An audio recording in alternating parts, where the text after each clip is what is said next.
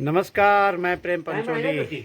अभी मैं सरनोल गांव में हूं और दूरदर्शन का एक बहुत ही खूबसूरत एपिसोड को हम तैयार कर रहे हैं, गांव दर्शन, जिसको आपको दूरदर्शन में देखने के लिए मिलेगा। लेकिन सरनोल गांव और कल नैटवाड़ भी था। अलग अलग वीडियो की छोटी छोटी फुटेज आपसे रूबरू करता हूं कि क्या क्या हमको रास्ते में दिखाई दिया। जरमोला धार से नीचे जब उतरते हैं तो ये जगह बहुत ही सुंदर जगह है। गड़ुगाड़, खरसाड़ी भी कहते हैं इसको। गड़ुगाड़ से आप जब अपनी नज़रें चारों तरफ घुमाएंगे तो आजकल का दृश्य ऐसा है। काम धाम का मौसम है, लोग अब अपने कामों में जुटे हुए हैं। कोई खेत में है, खलियान में है, पशुओं को चुगा रहे हैं और धान को काट रहे हैं। धान की जो लवाई है वो आजकल बड़े ज़ोर शोर से चल रही है और उसको एकत्रित कर रहे हैं अपने आंगन में। और जब उसको आंगन में एकत्रित करेंगे तो उसके बाद उसकी मंडाई करेंगे, पाँव से उसकी मंडाई। मेरे सामने जो दृश्य है ये आप देख रहे होंगे कि एक तरफ राइट साइड से जो नदी आ रही है वो सुपिन नदी है, रूपिन नदी है, और जो मेरे लेफ़्ट साइड से आ रही है वो सुपिन नदी है। सुपिन और रूपिन नदी का जो ये संगम है, इस जगह को नैटवाड़ कहते हैं। और यहाँ पे पोखो महाराजा का मंदिर है। और यहाँ के बाद रूपिन सुपिन नदी जब नैटवाड़ में संगम बनाती है, इसके बाद ये टोंस नदी हो जाती है, जो इस तरह से आगे निकल रही है। और आगे डाक पत्थर से पहले कालसी हरिपुर के पास टोंस नदी यमुना नदी में संगम बनाती हुई आगे बढ़ती है। अभी मैं नैटवाड़ गांव में हूँ और नैटवाड़ गांव में आप देख सकते हैं कि मेरे सामने ये जो मंदिर प्रांगण है, ये पोखो देवता का मंदिर प्रांगण है। और पोखो देवता का जो मंदिर है रूपिन सुपिन नदी के संगम पर, जैसे मैंने पहले बताया आपको, ये न्याय का देवता है और सब लोग यहाँ अपनी मन्नत पूरी करने के लिए आते हैं और सबको न्याय मिलता है। वाह, नौगों बाजार की सुंदरता क्या गजब है यार, हैं? हाँ हाँ हाँ हाँ। और अभी हम पुरोला से नौगों की तरफ आ रहे हैं। रात का सफ़र है। मेरे साथ मनोज भाई हैं, मनोज सिंह जाड़ा, डकियाट गांव वाले। क्या बात है। अब आप सामने देखिए, आप नौगों बाजार का जो रात्रि का दृश्य है कैमरे में जो दिखाई दे रहा है, क्या बात है। कमलों के द्वारा ये स्वागत और सम्मान के साथ साथ आज का जो 2024 का स्वर्गीय महिमानंद कोहली स्मृति सम्मान है, ये आपको प्रदान किया जा रहा है उप जिलाधिकारी महोदय जी के कर कमलों के द्वारा। प्रेम पंचोली जी हमारे उत्तराखंड में पत्रकारिता जगत का वो नाम है, जिन्होंने विगत कई वर्षों से निरंतर कई गांव की आपने यात्रा की है, कई गांवों तक आप पहुंचे हैं, वहां के परिवेश को आपने समझा है, वहां की जितने कष्ट हैं, दुख है, उनको आपने समझा है और उसको अपनी पत्रकारिता, अपनी कलम के माध्यम से देश और दुनिया के बीच में लाने का काम किया है। आज विकासखंड के इस सभागार में स्वर्गीय महिमानंद कोहली स्मृति सम्मान आपको प्रदान किया जा रहा है और आप हम सभी लोग इस सम्मान को देते हुए गर्व की अनुभूति कर रहे हैं। इसके ठीक बाद उसके बाद उन्होंने 10-15 साल के बाद उन्होंने इस तरह का स्वरोजगार का काम यहाँ शुरू किया। तो मुझे लगता कि किसी खतरे से कम नहीं था वो।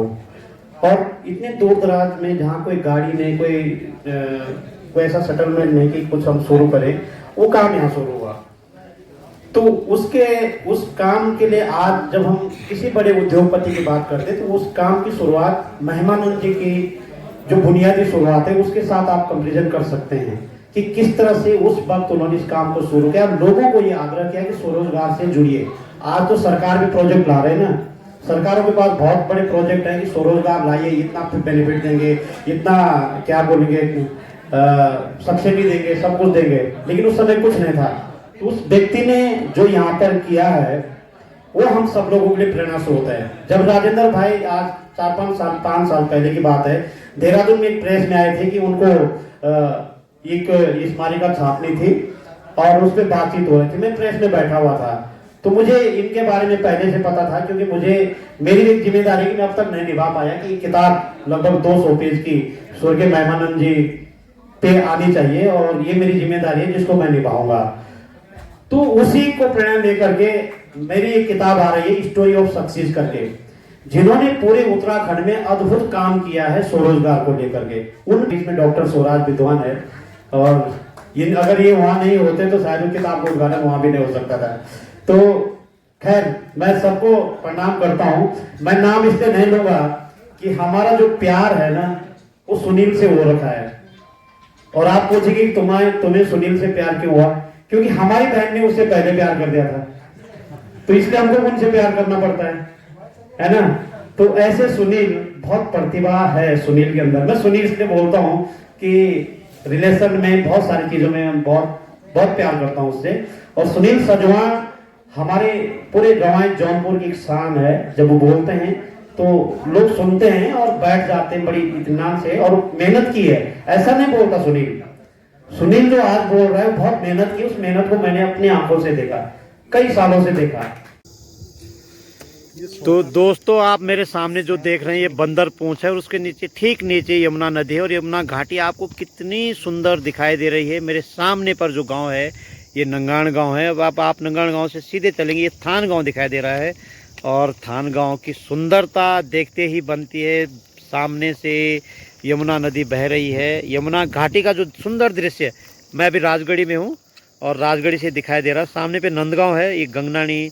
और आप देख सकते हैं कितना विहंगमय दृश्य है। और उत्तरकाशी की सुंदरता का अगर आप वर्णन करना चाहें तो आप उत्तरकाशी में कहीं भी जा सकते हैं। पर अभी मैं राजगढ़ी में हूँ, राजगढ़ी से ये दृश्य आपको दिखाई दे रहा है। ये देखो, ये सरनोल गांव के प्रधान जी हैं। ये मुझे कुछ सिखा रहे हैं। हाँ, ये देखो दोस्तों, ये आप जो घास फूस के बीच में जो ईंटें दिखाई दे रही है, ये चपटाड़ी गांव का आंगनबाड़ी केंद्र है।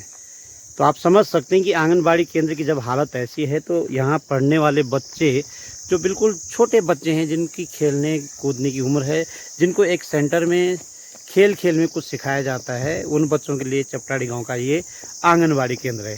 तो आप देख सकते हैं गांव में किस तरह का विकास हो रहा है। चपटाड़ी यानी उत्तरकाशी जिले के नौगांव विकास खंड के अंदर पड़ता है चपटाड़ी गाँव, वहाँ का आंगनबाड़ी केंद्र। चपटाड़ी गांव में अन्न भंडार यानी कि कोठार का एक दृश्य। अभी भी गांव में बहुत सारे कोठार बचे हुए हैं और ये मल्टीपर्पज़ है, यानी कि एयर कंडीशनर हम इसको कह सकते हैं। और इसमें जब आप अन्न रखेंगे, मोटा अनाज रखेंगे, तो कभी भी ख़राब नहीं होता है। ट्रक घर पहाड़ों में अभी भी जिंदे हैं। तो मैं भी चपटाड़ी गांव की गलियों में घूम रहा हूँ। नौगांव ब्लॉक के अंतर्गत एक चपटाड़ी गांव है और इनकी गलियों में मैं घूम रहा हूँ। अब आप देखिए, ये बहुत, इसको वुड स्टोन हाउस हम इसको कह सकते हैं। ये फिरोल मकान है और कितनी नक्काशी है, आप देखिए ऊपर से नीचे तक, क्या बात है। जिनका ये मकान, इन्होंने अच्छा सा मकान बना दिया सीमेंटेड, पर इसमें वे लोग रहते हैं, ऐसा दिखता है। वो सब भी लेना है, दीवारी पे बैठे हो अच्छा अच्छा लगेगा। शॉट 2 शॉट में बनाना है, 2 शॉट 3 शॉट में बना लेना।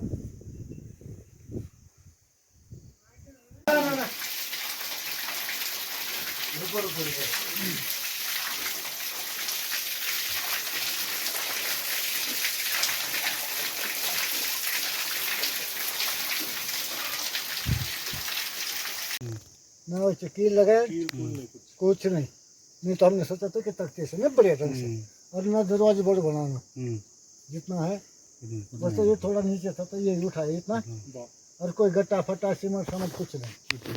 हमने बोला था ना, हमने बजट तो लाई थे 10-12 कट्टा, गट्टा ने बोला कुछ नहीं होगा, बस तो वो जैसा है।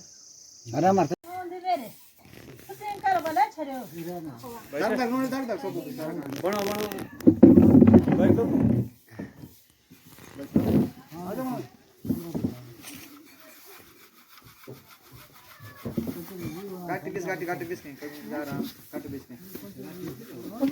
अलमर माना पड़ा ढंग से चाह तुम तो बड़ा वीडियो करे शूट ना।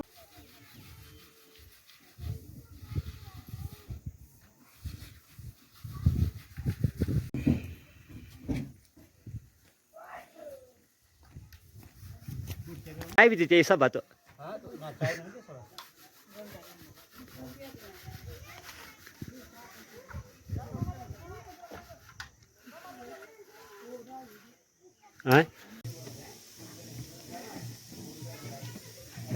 तो दर्शकों, आपको हमारी ये वीडियो कैसे लगी? वैसे वीडियो छोटी छोटी फुटेज है, समझ में आई नहीं होगी कि कहाँ कहाँ की है, लेकिन आज की वीडियो बस इतना ही। अगली कड़ी में आपसे मिलते हैं। देखो मेरे पीछे कौन है, भाई साहब हैं, चौहान जी हैं, सरनोल गांव के चौहान जी हैं, और इनके छोटे भाई प्रधान भी हैं, और हम उनके घर में रुके हुए आज।